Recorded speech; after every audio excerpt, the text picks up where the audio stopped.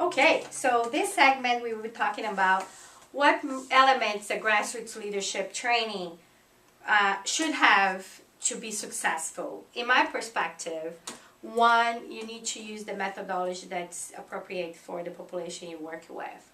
So I really recommend, if you're working with low-income communities, to use the popular education method or philosophy, where, like we say here at Marine Grassroots, we recognize that the knowledge is in the room. Everybody there is very knowledgeable. You don't need to have an expert from outside, because the people know, they have the knowledge about how to do things, and they only need a venue to exchange that knowledge. So I really recommend to use appropriate methodology and philosophy to base your program.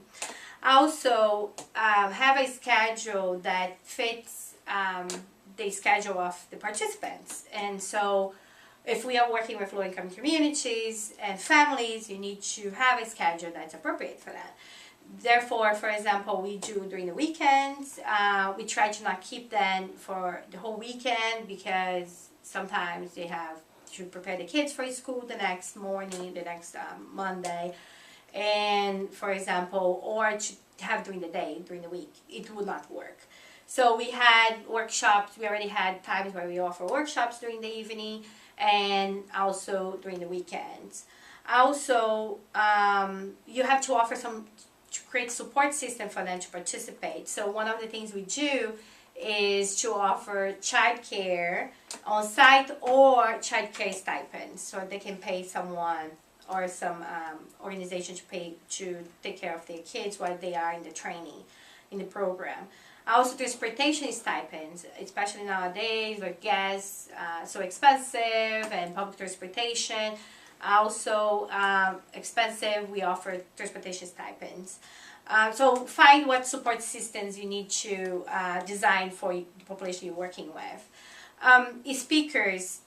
We call it speakers, but we call it special guests a lot of times, because we don't want someone to come with the perspective that they know much more than what the people that are in the room. So we try to get these guest speakers or special guests that are more facilitators than speakers themselves. So that's important. And also to get someone that facilitates, that's very dynamic, that comes from the community that you're working with. So if it's a person of color, if you're working with a population that is a population of color, get a facilitator of color. And if you are working with a monolingual population that be Hispanic, it's important to have a facilitator that's Hispanic. So definitely to get a facilitator, not a teacher, it's a facilitator that is from the community that you're working with.